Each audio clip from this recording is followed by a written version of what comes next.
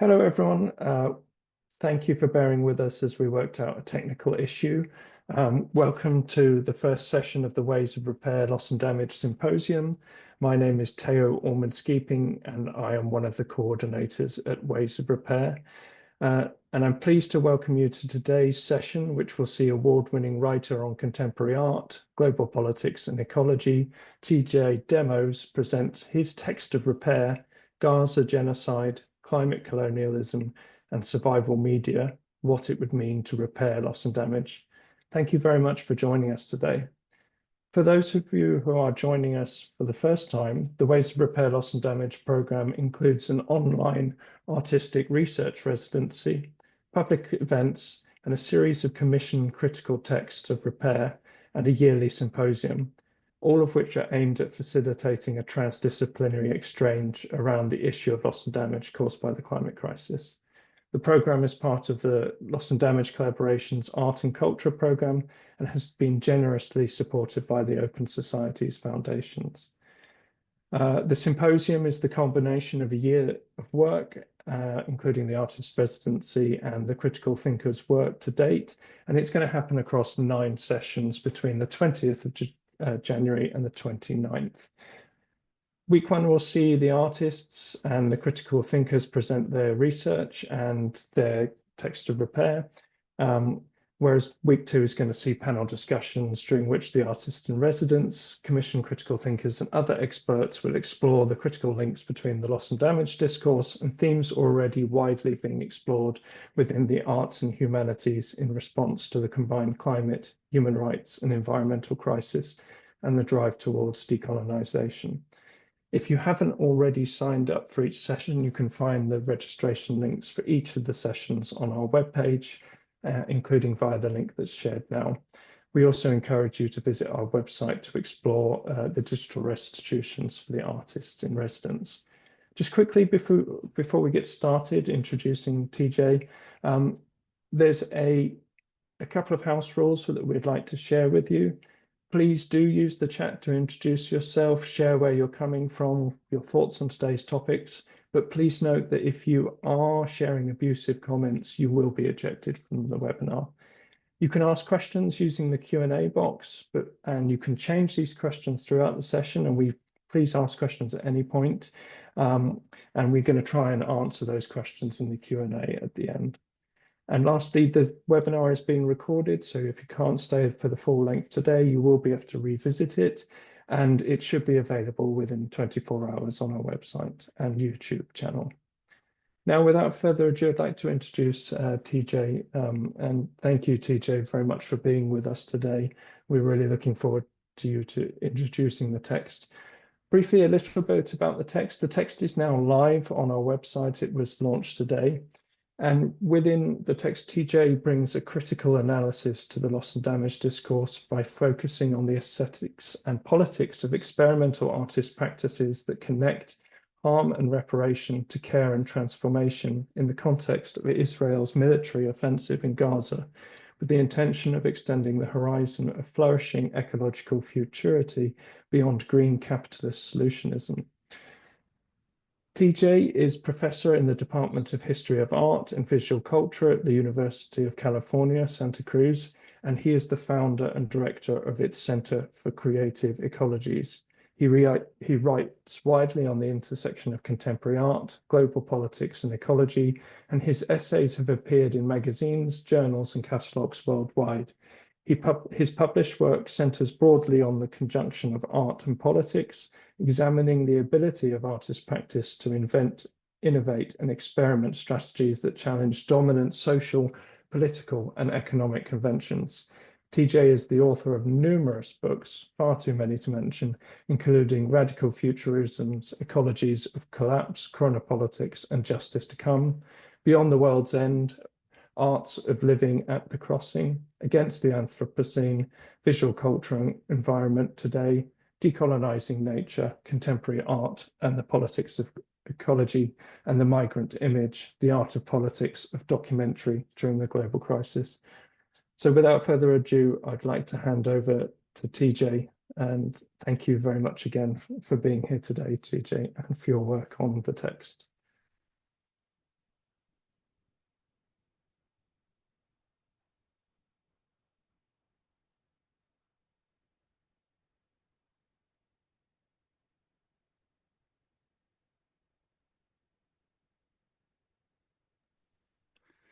Hi, Tio. Am I on now? There was a little Yes. glitch on my end. Okay. Hey, thanks everyone. Thanks, Tio. It's great to be here. And I'd like to begin by thanking Tio Orman Skeeping and all the team at Ways of Repair and the Loss of Damage Collaborations Art and Culture Program for commissioning this work, this essay, and for the last few months of working closely together. This is especially the case given the many revisions required to my text, including over the last weekend, owing to the shifting situation on the ground in Gaza, as we've been preparing the final publication, which is being released today. To research and write about the situation in Gaza has been a heart-wrenching experience, relentless over the past 15 months, and continues to be so to this day. I've written about Palestinian art and politics for over 20 years now, beginning with one of my first published essays on the art of Emily Jassir. And while I'm no specialist, it's been a consistent research and political concern for me ever since. Never an easy one, but I believe it remains more important than ever. I'd like to also express my additional gratitude and appreciation for the Ways of Repair project and to Tio and his team for having the institutional courage and determination to support and facilitate critical discussion of Palestine and the genocide in Gaza in relation to loss and damage at a time of growing repression and censorship internationally, including in universities and art spaces in the US that targets pro-Palestinian speech and anti-genocide politics. And we can expect nothing, if not more intense counterinsurgency from the Trump administration now that he's taking office this very day. I think also the student movements internationally and at my own campus, University of California, Santa Cruz, that have worked tirelessly for an anti-imperialist internationalism and universal liberation, beginning with Palestinian freedom. I'm convinced it's more than ever important to talk about what's happening, to positively intervene when possible. And that has motivated me to write about this situation in my text, which I'm going to talk about today, right now. Let me move over to my screen. Hopefully that is showing up on your end.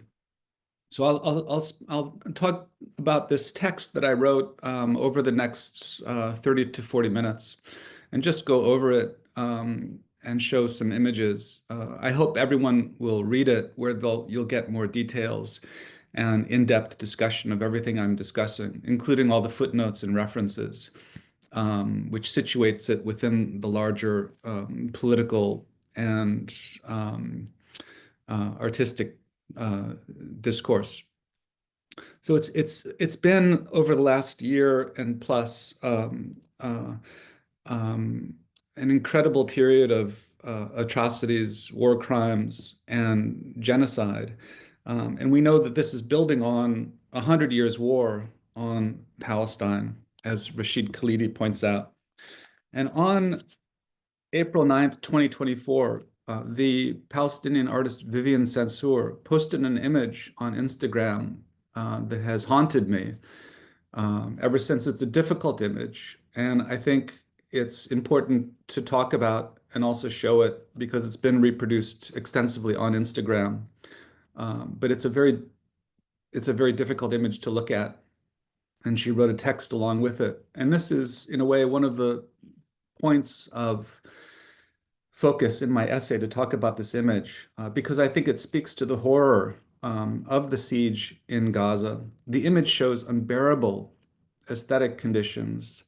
What we see is an image of a boy's hand who's been killed and partly buried in rubble, reaching out, holding a date palm that's growing out of his hand in a way, kind of miraculously. And it represents for me not only the insistence on portraying the horror of what's happened in Palestine and Gaza, but also the destruction in some ways of sensibility. That is what I'm calling in the essay aestheticide, the destruction of collective sensibility, of life under erasure, which this image not only shows, but also opposes and insists on portraying some of this horror in terms of what it means to be Palestinian today. So the image draws together signs of genocide and ecocide, indicating the tremendous loss to Palestinian life, with a high percentage we know of women and children who have been killed, of infrastructure damaged, destruction of medical and humanitarian institutions and also workers, and environmental destruction. While a ceasefire has been agreed, it's too late for a war that should never have been. And while it hopefully will end Israel's relentless bombardment, bring the unrestricted flow of humanitarian relief and the return of hostages held in Israel and also Gaza to their families, the ceasefire with uncertain implementation stands to return Gaza to the inhumanity and what some call the slow genocide of Israel's longstanding military blockade, and Palestine to Israel's ongoing annexationist erasure, unless that is, a new system, a new global system is put into place to prevent states from committing such violence and domination in the first place. So it remains more than ever clear that the struggle is not over. And we're hearing this from lots of people, lots of Palestinian commentators on the current situation. And Palestinian liberation is the only way to achieve a just peace for all. So even as the blockade continues, and Israel is expanding its aggression and has done so into Lebanon and Syria and Yemen, as Western powers seek a major realignment in the Middle East in support of Israel's geopolitical interests, and even as Israel indicates only a continuation of military domination and resettlement of the Gaza Strip, even at this time, dominant institutions, including the World Bank, the UN Framework Convention on Climate Change, are beginning to frame the terms of the day after. And this has been going on for about a half year, even though there's tremendous uncertainty in terms of what will happen to Gaza after the ceasefire. And this framing is something that I'm very concerned with in relationship to loss and damage discussions in politics, because the framing tends to be based on a very narrow reading of losses and damages, which I argue is largely abstract, depoliticized, and devoid of causality. And the result is a technocratic understanding of loss and damage that operates to shore up the status quo, and worse, to continue Israel's longstanding settler colonial project in Palestine. By bringing up the UNFCCC, I make the argument in my text that climate change is not an abstract, depoliticized, non-causal process, but rather directly results from fossil capitalist modernity, inseparable from colonial and racial violence, including military, technological, environmental, and extractive violence. This is especially true in Gaza, where genocide and ecocide are inextricably intertwined, the result of Israel's systematic attempt to dispossess Palestinians from their land, extending from a project of settler colonial political Zionism, backed up by British and subsequently US imperial power, in part to guarantee fossil capitalist geostrategic interests in the region. So Vivian Censur's post, I argue, sharpens our understanding of this situation as it cuts through restricted views of disaster, speaks the politically unsayable, and demands we confront socio-environmental breakdown from the depths of what I call Gaza as graveyard, the gaping sight of colonial violence revealing climate's most extreme current condition, as it encompasses the totality of destruction of people, infrastructure, institutions, and environment all at once. Whereas ecology is commonly thought of as a science of relationality between life and environment, in Gaza, ecology reveals a necropolitics of militarized annihilation. And in this sense, Gaza is the crucible of current climate coloniality, the extreme violence of which threatens to define our collective future. As Sansour writes, there is no green movement, and I would add no climate justice, without the acknowledgement of the multitudes of genocides that are happening across the globe, from Palestine to Haiti, to Brazil, to India, and to the prairies of America, she writes, that have been brutally contaminated and emptied of their peoples. If Sansour's image that we see on the screen here indeed encapsulates what climate violence means today, it's at a time when Palestine serves as both demand and consequence for struggles against neocolonialism and imperialism worldwide, struggles that oppose capitalist extraction and violent domination at once. This is an era where the disasters wrought by fossil capitalist militarism have caused the most profound suffering and precarity. In my text, I detail the human cost of Israel's genocide, the tens of thousands of children estimated to be lost or still buried in the rubble, the destruction of entire families owing to Israel's indiscriminate bombing, the war crimes and violations of humanitarian law, the ICJ, the International Court of Justice, and the International Criminal Court's rulings in relation to human rights violations, war crimes and Israel's culpability. I discuss how the Gaza genocide troubles the sufficiency of language to describe what's happened.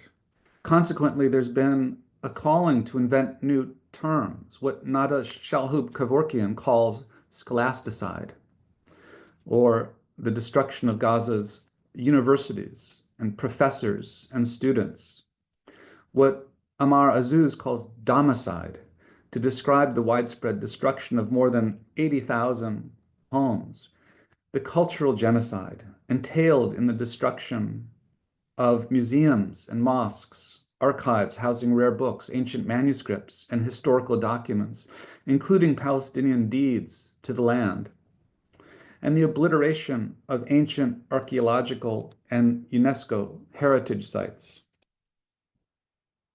These are all detailed in lots of reports on the last year, and maybe you've seen some of these images. By targeting the cultural infrastructure of Palestinian identity, this violence perpetuates what I term aestheticide, or the destruction of collective ways of knowing and feeling, breaking connections between generations, history, and nationhood. As part of its assault, Israel has systematically targeted Gaza's ecosystem, destroying its greenhouses, agriculture, farms, and clean water supply, and making it impossible to distinguish between violence against Palestinian people and violence against Palestine's living environment. It's clear that Palestine, and Gaza in particular, is enmeshed not simply in a human rights catastrophe, but an environmental one too. By systematically destroying ecosystems, the Israeli siege and its broader occupation has imperiled Palestinian lifeways, imposing a climate of destruction that has rendered survival nearly impossible.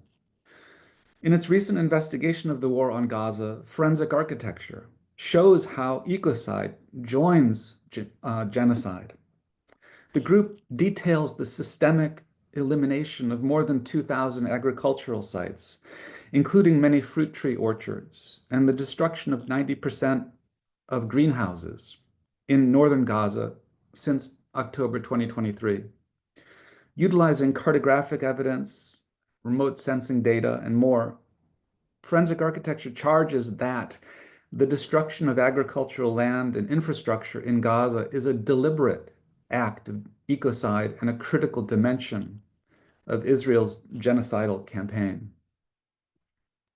If climate change is the ultimate form of ecocide, as some argue, then it's because the destruction of life irreversibly alters functional living systems, which appears to be the IOF's aim in Gaza, the IOF being Israel's occupation forces.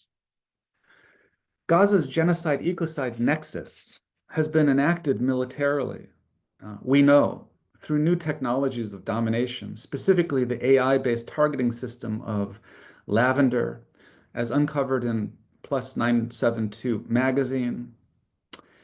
And if Israeli ideology already commonly dehumanized Palestinians, as when the former Defense Minister Yoav Gallant infamously referred to Palestinians as human animals, which indicate the biopolitical hierarchies of life within Jewish supremacist political Zionism, then AI technology has made it even easier to reduce human life to dehumanize digital targets, to be destroyed by remote-controlled drone bombs in what Yuval Abraham calls Israel's mass assassination factory. And our climate justice research must take account of these conditions. In my text, I argue that Israel's complete siege extends Israel's long-standing eliminationist settler colonial project, which has been subjected Palestinians to summary erasure, enacting a form of onticide, or the destruction of being, in Gaza that reproduces the racialized destruction of Black and Indigenous peoples during histories of slavery and genocide more widely. The siege of Gaza has thereby exacerbated a climate catastrophe whose impacts have only intensified Palestinian vulnerability and suffering. Not surprisingly, analysis has found that emissions caused during the first 60 days of Israeli bombing, including the nonstop flights from the US, transporting missiles over a permanent air bridge, has equaled the annual emissions of more than 20 to 30 low-emitting countries. War is indeed disastrous for the climate. In fact, fossil capitalism and settler colonialism, abetted by US Christian Zionism, are the intertwined drivers of climate change in relation to Gaza and have long collaborated in the shaping of Israel. This geopolitical order will likely continue to defend petrocapitalism into the foreseeable future. Critical research such as Adam Hania's offers an expansive explanation for the present catastrophe in this regard. The largely unconditional international, and in particular US, support for Israel, including the last year's more than $22 billion of bombs, munitions, intelligence, and diplomatic shielding from the Biden administration, hinges on the strategic centrality of the oil-rich Middle East in American global power arrangements. What this brief analysis shows is that Gaza's losses and damages are extensive as they are historically deep, involving destruction of both life and land. And in this context, I argue that climate change must be understood as an irreducible entanglement of political, technological, and environmental conditions, rather than one of largely natural transformations caused by abstract human activities without perpetrators. Climate violence is, in fact, part of the very telos of colonial modernity. Indeed, of simply an unintended eventuality of fossil capitalism. Instead of that, in the case of Gaza, greenhouse gas emissions, global warming, and rising seas, which are the abstract markers of conventionally understood climate change, are inextricable from, if not reducible to, the bombings, destruction of infrastructure, and the massive loss of life. So in this sense, ecocide is genocide. To limit what loss and damage signifies in the case of Gaza not only fails to take account of the full extent of climate coloniality's devastation, it also enables a cruel abridgment of the logic of reparation, preventing any structural transformation that might otherwise bring climate violence in Palestine to an end, which is what we should be thinking about in this moment right now. Given that Vivienne Sansour's artistic practice and its socio-ecological commitments, including her Palestine heirloom seed library and her traveling kitchen, given that these projects center on rejoining Palestinian life and land in opposition to the forces that separate them, it makes sense that she would post an image in which Palestinian death coincides with rebirth. For the image of the boy's hand rising from the rubble grave documents the site where Israel's genocidal acts meet their inevitable failure in Palestinian steadfastness and the struggle for life, where that struggle, as painfully devastating as it is, grows from the seeds of survival. None of this struggle is new. It has not been half a year, Sansour writes in her April 9th caption that you see on the screen. In fact, it's been a lifetime of having to live and having to fight every single day. It's been a lifetime of counting our smiles in fear that we have smiled too much, she writes. When is the second shoe going to drop? When is my smile going to represent a danger? When is the next soldier going to fire a gun? In stark contrast to that reality, Sansour's botanical artistic practice models reparative socio-environmental aesthetics through connection with the more than human world of plants and seeds, relinking Palestinian life and Palestinian land torn asunder by colonization. In this regard, Sansour's social practice mirrors the decolonial political ecology performed by other Palestinian artists like Jumana Mana, including her Foragers film from 2022, an hour-long film shot in the Israel-occupied Golan Heights, the Galilee, and Jerusalem that mixes documentary and fiction in telling stories of Palestinians who forage for wild edible plants. The film celebrates the joy and knowledge embodied in these resilient local traditions, practiced in defiance of prohibitive Israeli laws that criminalize the Palestinian practice of foraging for plants like wild za'atar, which is the most widely used herb in Palestinian cooking, and akub, an artichoke-like tumble thistle, known for its medicinal health benefits, in the occupied territories where Israel's nature conservation has been instrumentalized in service of colonial domination. While neither Sansour's nor Mana's practice is located in Gaza, they exist on a continuum of eco-aesthetic resistance that bonds Palestinians together across divided lands. And this includes those situated in the occupied West Bank, for whom the slow violence of juridico-political exclusion and social fragmentation is experienced through militarized high-tech architecture of checkpoints, border walls, and surveillance watchtowers. And it extends to Gaza, where the extreme genocidal, ecocidal siege has included the destruction of Palestinian farmlands and nutritional sources to weaponize hunger as a mode of ethnic cleansing, even as Gazans, such as Hamida Shakura, Mrs. Naja's Kitchen, and Mohammed Kamsan, are doing everything they can to grow and share food in desperate circumstances, including under continual threat of being killed, as was Yusuf Abu Rabea and Medu Halimi and Mahmoud Almadoun of the Gaza Soup Kitchen, and so many others over the course of 2024. It's true that any decolonial liberation appears ever distant and out of reach for the time being, as indeed it has been for the last 100 years, war on Palestine. After all, decolonizing climate, Farhana Sultana observes, is largely meaningless if it doesn't accompany measurable shifts in law, policies, institutional frameworks, or material distributions. In Gaza, these shifts did not appear realistic realistically achievable anytime soon, despite important gains with the ICJ and the ICC rulings.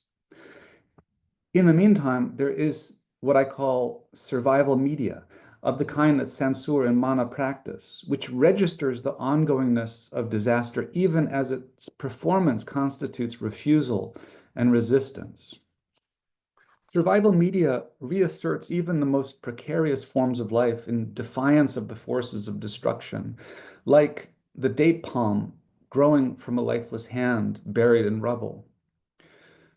Writing about the politics and poetics in wartime Sri Lanka, a parallel case of ethno-nationalist eliminationism that ended violently in 2009 with the Sinhala supremacist neutralization of the Tamil minority, Suvendrini Pereira defines survival media as acts of improvised transmutations and forced improvisations in zones of conflict.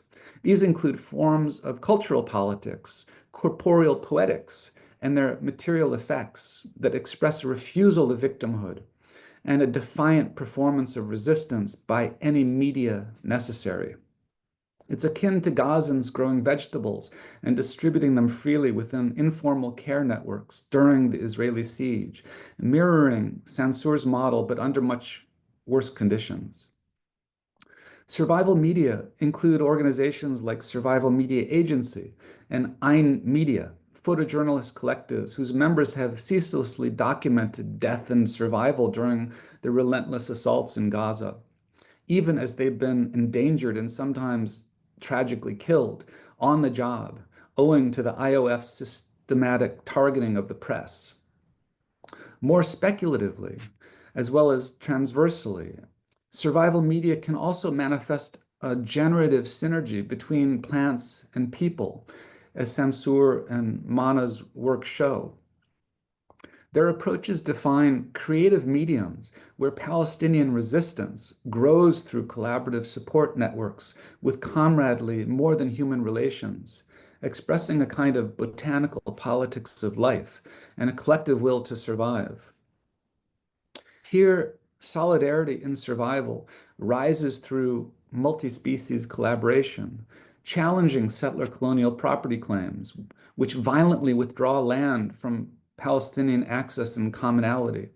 Survival media opposes the eliminationism that seeks to erase Palestinian being, doing everything it can to resist the engineered famine in Gaza that cruelly pits the biological survival instinct against the bonds of social solidarity, even while survival media speaks to hunger's horror.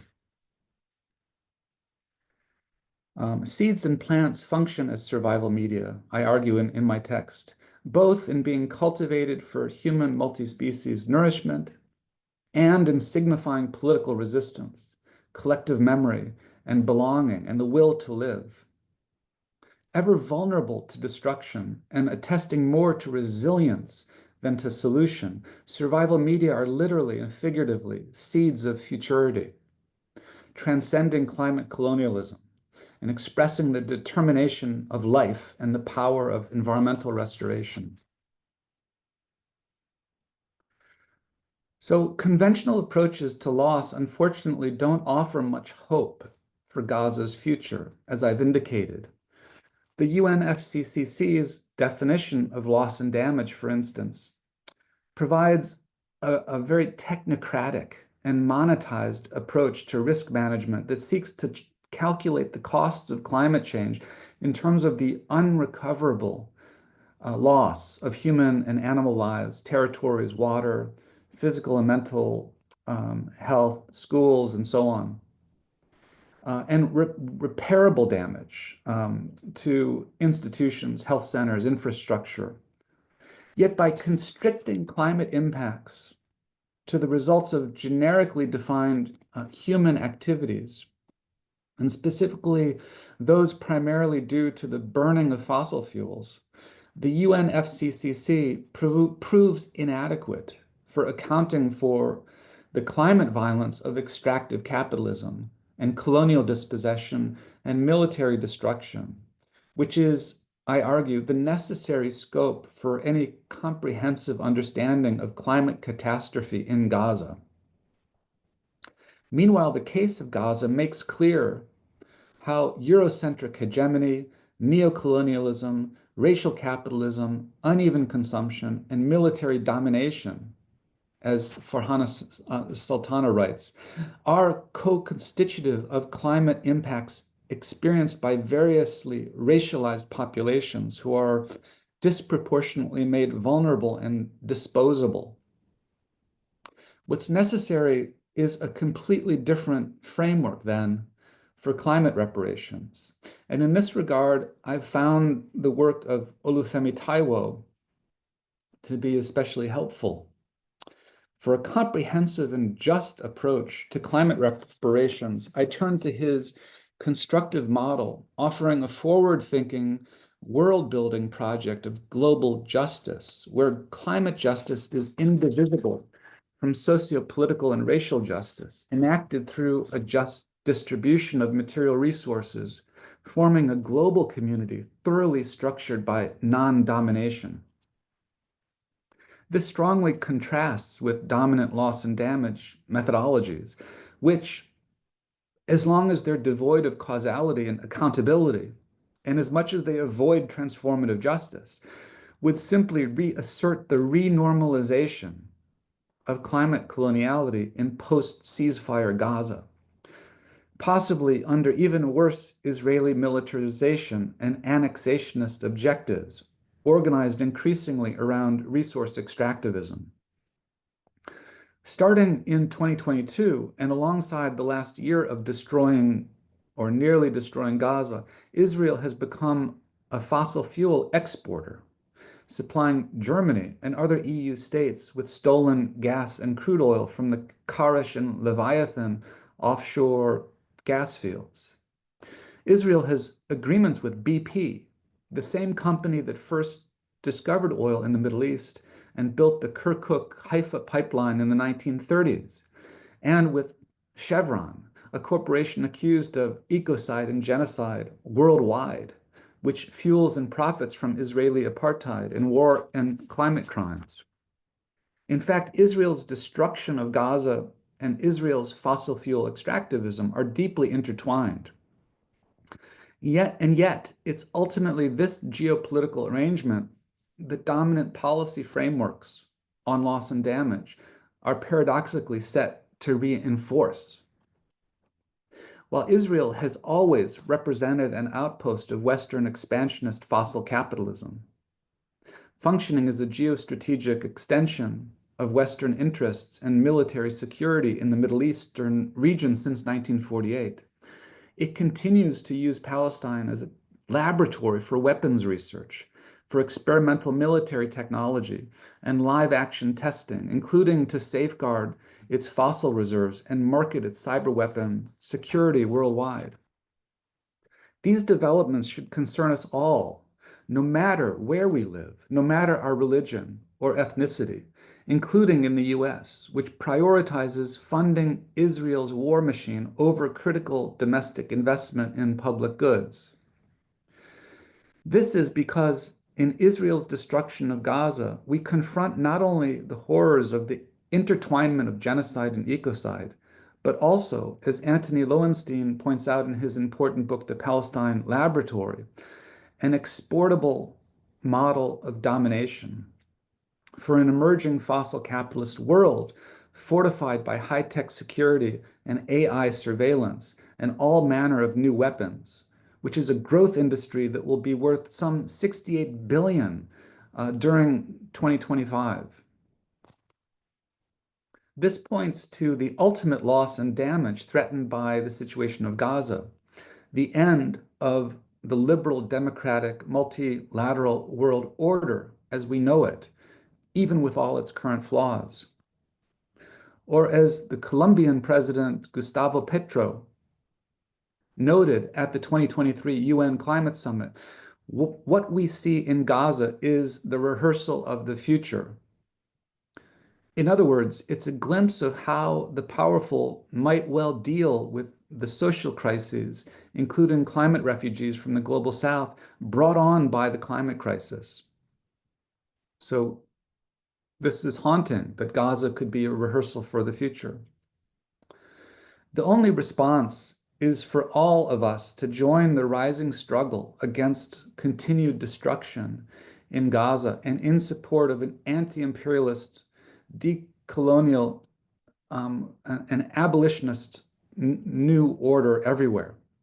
If we are to move forward, as Tarek Bakoni writes, we must center Palestine in the broader project of decolonizing international law and dismantling systems of global hegemony.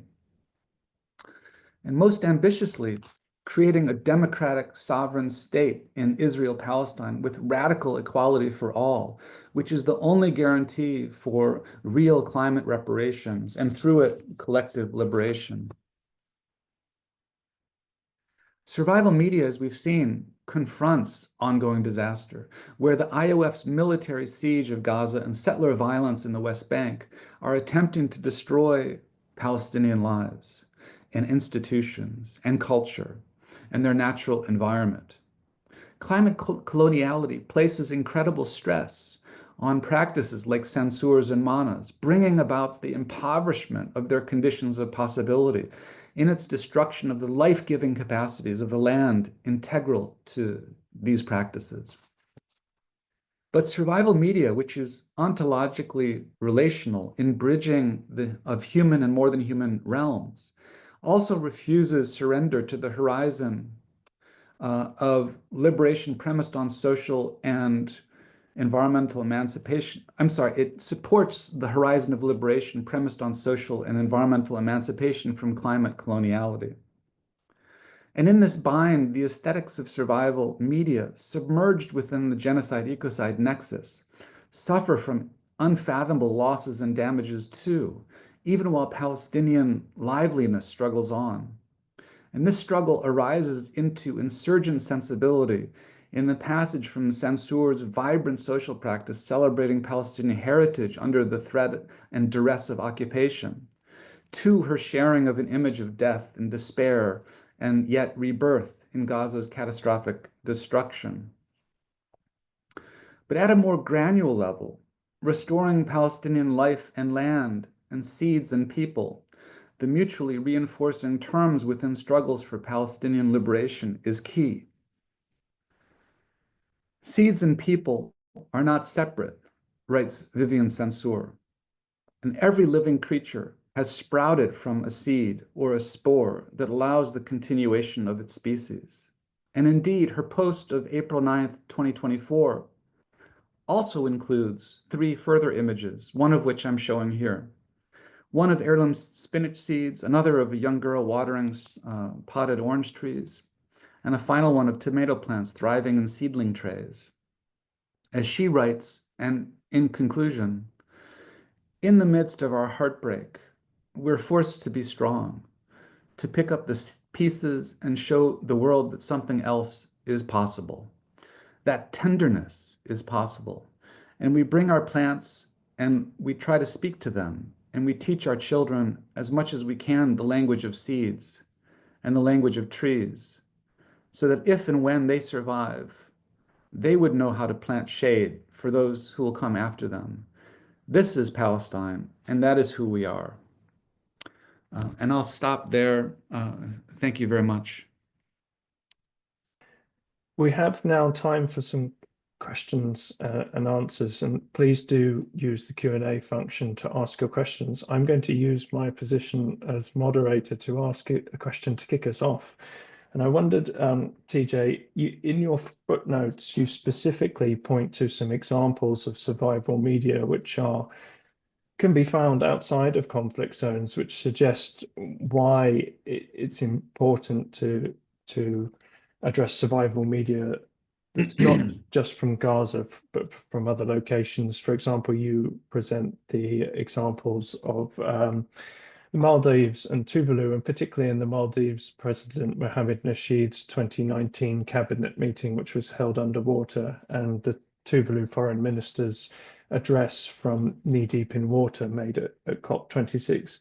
I just wondered, can you unpack why it's actually important to address survival media, both within the context of Gaza, but beyond as well, and what we can those of us who work on climate change, what we can draw from it and learn from it over.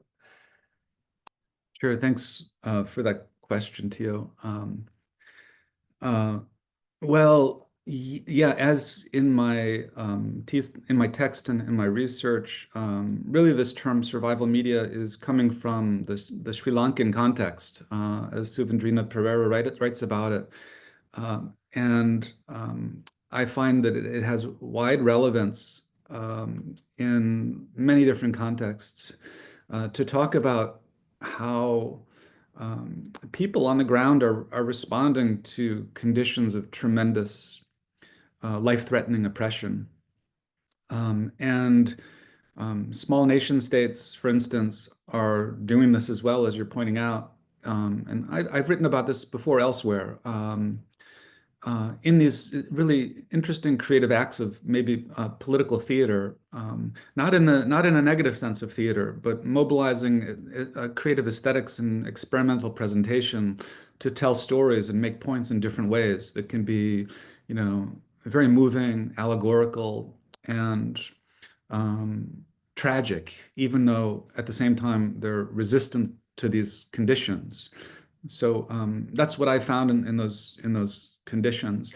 So um, so yeah, survival media speaks to the demand on behalf of many to participate in the formation of a different kind of world, of climate justice, of reparations, of the end of ongoing climate coloniality and violence, and that speak back to institutions in the way that all too often the terms, the definitions, and the stakes of climate policy are extremely limited within dominant institutions and the kinds of power structures that stand behind them and reinforce those conditions. So I think like that's an important area where the arts can contribute in um, offering new kinds of urgent and creative experimental ways to tell stories and to make points and to generate collective response, and also like to make an insistent point that um, the discussions of what kind of world we live in demand an equality of participation. And this is something I think that we're seeing increasingly. Like, how can the arts and culture and people through those mediums speak up and make their voice heard in all sorts of ways? So, insofar as I'm based in the arts and culture, this is something that I'm really feel dedicated to and want to amplify and contribute to. But it's part of a wider, I think, collective mobilization that needs to happen. Thank you so much, TJ. And as we wait for more questions to come in, please do also use the chat function if you're having problems with the Q&A function. I think that makes me also think about another possible role, particularly the practitioners like Vivian, which you've highlighted through this text, are potentially playing, because what we're seeing at the moment within the international justice system, for example, in the ICJ, the Inter-American Court of Human Rights, the International Law of the Sea, we're seeing advisory opinions being made on climate change and human rights and the obligations of states. And throughout that process, we've seen numerous ways that reparations can be enacted, brought about in the testimony of both states and individuals during those processes. And it seems to me that people like Vivian are also demonstrating particularly how non-monetary forms of reparations might be able to be enacted. And that, to me, has some sort of link to having that conversation which politically could move the needle, which is currently making reparations politically difficult. Would you agree? Is that something which you see artists playing as well? Yeah, absolutely. There's this there's a logic of maybe under capitalism in general, but neoliberalism in particular, that wants to monetize everything, so that anything that has value or worth is translated into a financial logic or understanding, and that goes for things that we value, and it also is used for things that are lost. And this is, in a way, the whole financial calculus of loss and damage, um, um, frameworks that attempt to translate um, um, the incredibly expansive forms of loss, for instance, that we've seen in Gaza into financial terms. And there's something just inherently limited and even problematic about this method. And absolutely, I think that artists are and activists and many people are pointing to the limitations of this. So while yes, we should have climate reparations, I very much support that. And yes, that entails material redistribution of wealth within a world that is profoundly unequal and seems to be getting more and more unequal. There needs to be material redistributions.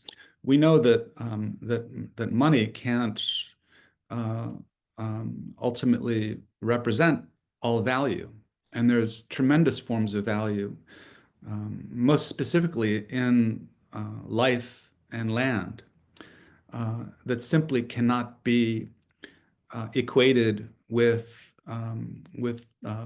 financial forms of value.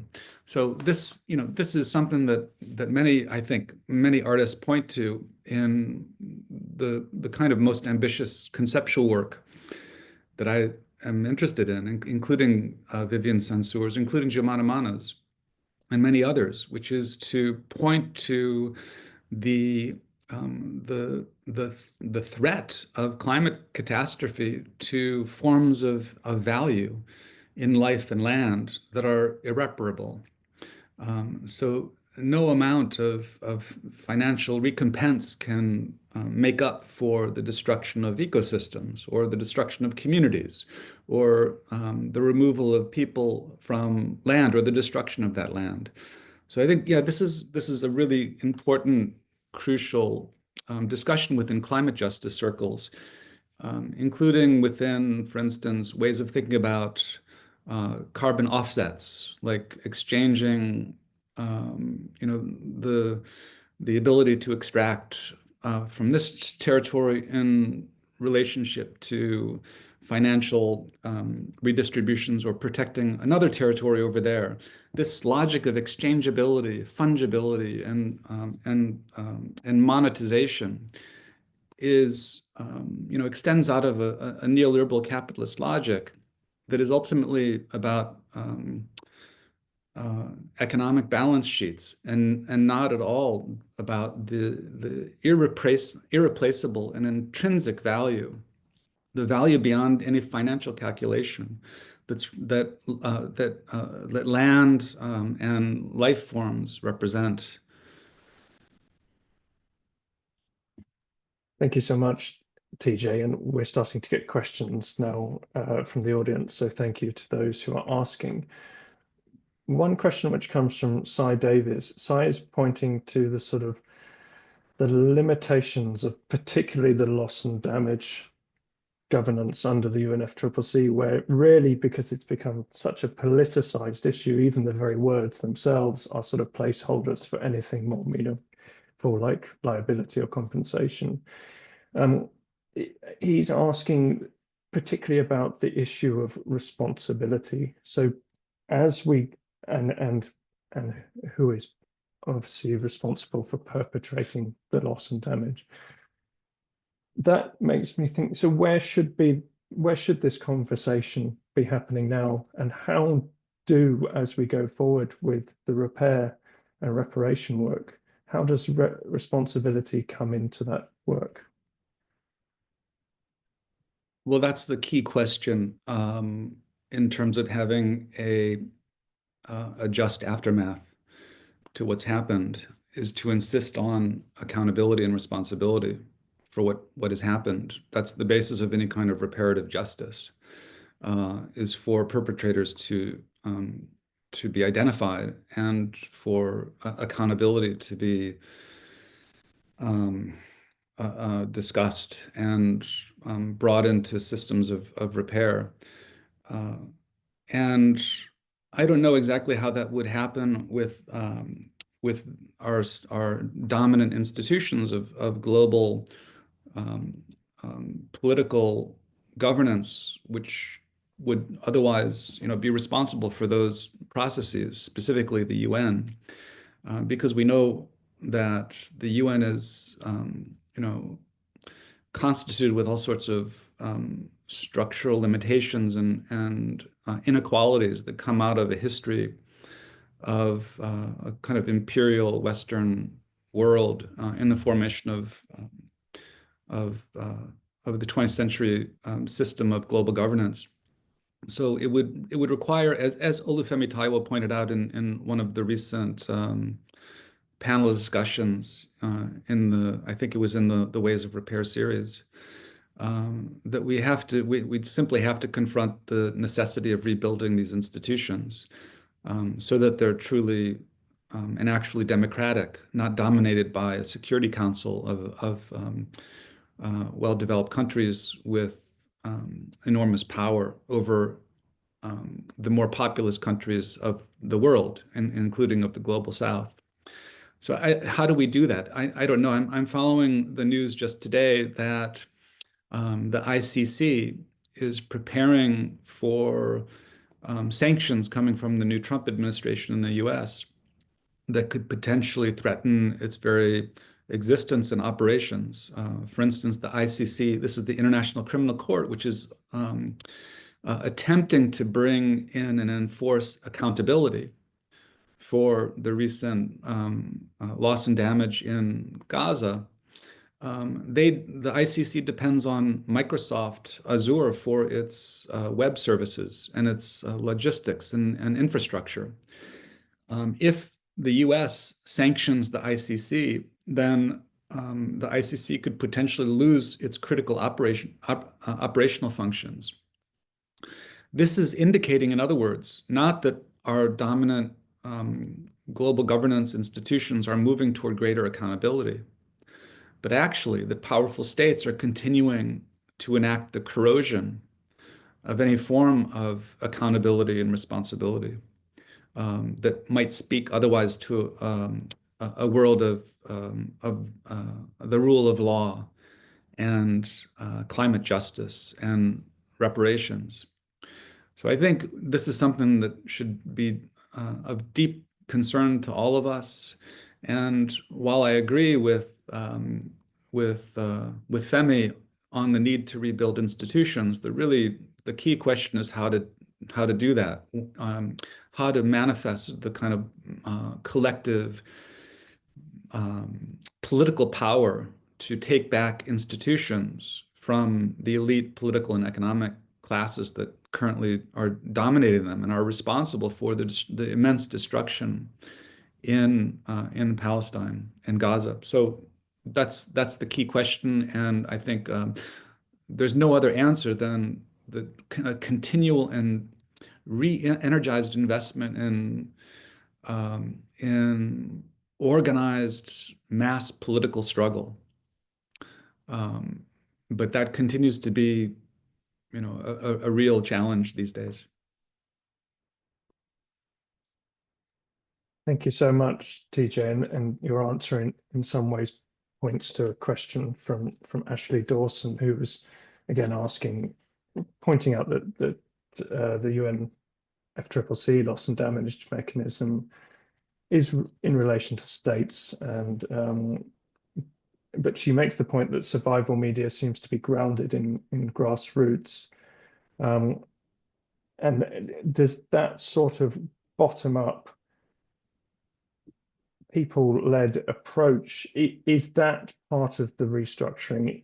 It's about completely turning it on its head. Over.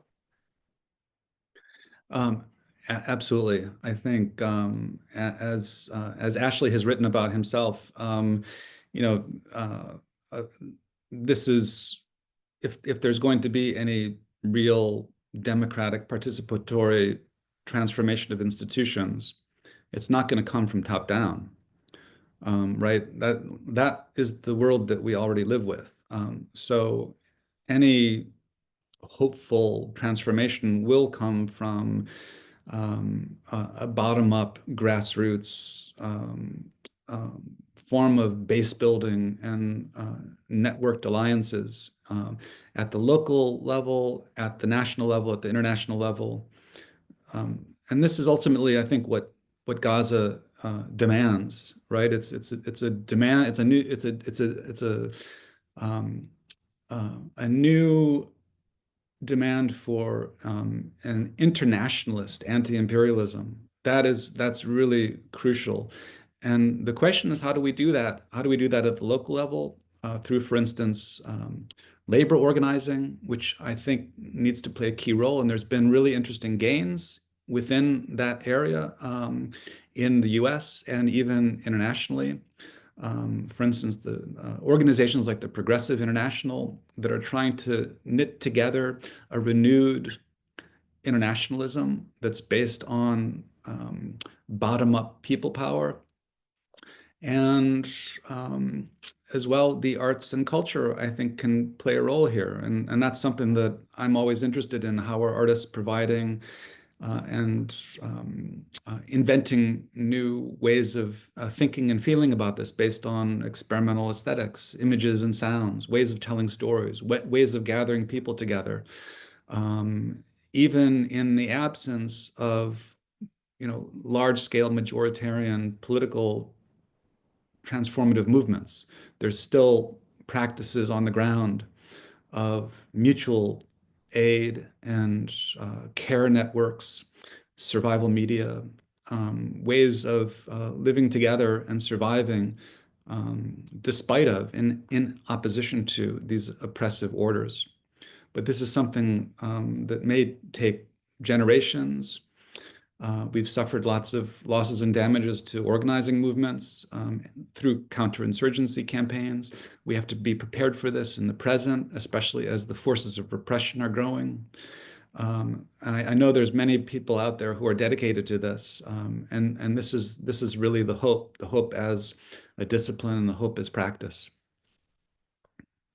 Thank you so much, TJ. And we have a question from Colin Bogle, which is specifically about the role of archival work as a form of resistance. And I guess we could ask the question of what role does archiving play within survival media? Is there anything you'd like to specifically say about archiving? Over. Sure. Well, yeah, that's a great question. In the case of Vivian Censor, which is the prime example that I'm pointing to in this text, her modeling of survival media is deeply archival, particularly in relationship to the botanical archive of indigenous plants and seeds that she's collecting, that farmers collect at the grassroots level in Palestine over generations. And they're doing that despite the incursions of industrial chemical-based agriculture and generic seeds that are coming from commodified corporate sources. So in that sense, survival media are the seeds of resistance. And this is not just a matter of going into the botanical archive, but we see that these archives of life are basically what bind people together, specifically Palestinians in this case, enabling a lively form of togetherness and belonging through food, through connections, through caretaking of the land, through connection to the land. So that is like absolutely key. And I think that like this comes also to the methodology of how to engage in climate reparations as a world building project, right? I think that world building project can only be done and thought of through the accountability with past systems of oppression. And so archives not only can keep alive systems of, say, um, heirloom seeds and plant species, but also the memories of oppression that serve as the guidelines for how to have a future of non-domination that that Femi talks about as well. So I think this is a methodology of futurity, in other words, how we think about emancipatory worlds to come necessarily is premised on the awareness and traditions and archival bases of the traditions of the oppressed. Really, that's where accountability is grounded through taking account and having an awareness of this history. This is why often the forces of oppression and destruction want to attack libraries and archives and forms of learning.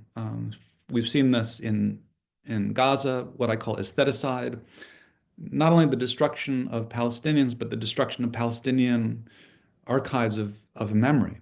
That's the basis of identity and collective belonging. So archives, in that sense, are absolutely crucial to resistance and to the ongoingness of life as resistance to these forces of destruction.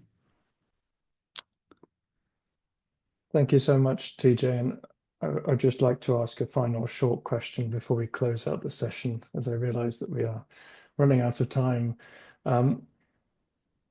Thinking about the future, and particularly the near future, to give us all some hope going into this new year, new administration, new ceasefire. What would you hope could happen in the near future? Well, I've found inspiration in the work of many people, but Edward Said is one. And I love this quote that he says that he offered a while back. He said, "Where cruelty and injustice are concerned, hopelessness is submission, which I believe is immoral." I think that's, has continued validity and truth these days. More particularly, I've been inspired by calls for an emancipatory reconstruction of Gaza. So this would be, again, not just returning Gaza to the pre-October 7th, basically, kind of concentration camp that it was under siege and blockade. But the horizon has to be an emancipatory reconstruction, which would be Palestinian-led, and it would lead toward Palestinian self-determination. I really think in terms of hope, if we hope for freedom and justice, none of us can be free or live in a just world unless everyone is free and living in a just world. And as we've seen from many voices, Gaza is a key element of that kind of hopeful reconstruction. So I think, like this is not some kind of imaginative exercise. Really, this is a demand that we dedicate ourselves to real practice wherever we are in everyday life, in whatever capacity we can offer to work toward that kind of world. And there's no one single path, and there's no one programmatic tactic. We need like everything to forward that kind of transformation. So that could begin with a discussion of loss and damage. I'm not saying we should just get rid of that language, but we need to make it ambitious and comprehensive. And that's what I think I'm trying to contribute with this text and the discussions and my collaboration with loss and damage. So I think that's that is a horizon of hope, and we can't lose sight of that. Thank you so much, TJ, and thank you for your work across the year on the text. It's been an absolute pleasure to see your thinking develop and the questions that you've been asking. And I think and I hope that people will find it as valuable a tool that I have found it. Unfortunately, we're at the end of the session and we will have to say our thank yous and end for today.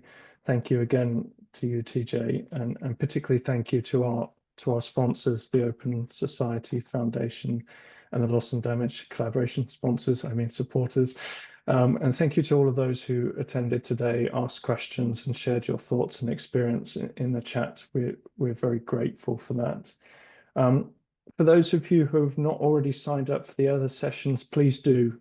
This is the first of 9 sessions, and TJ will in fact be back next Monday for a panel discussion where we'll be exploring this theme and several other themes with the panel. It should be a great conversation. Tomorrow we see the second session where we'll have Alexis Pauline Gums present Tell the Others, which is the text. It's actually a written ceremony which they have been working on throughout the year. So please do sign up for that session if you haven't already. It will be from 1400 GMT tomorrow. And once again, this session was recorded and will shortly be available on our website. And thank you so much for joining us. And thank you again to you, TJ. Thanks, Tio. Thanks, everyone.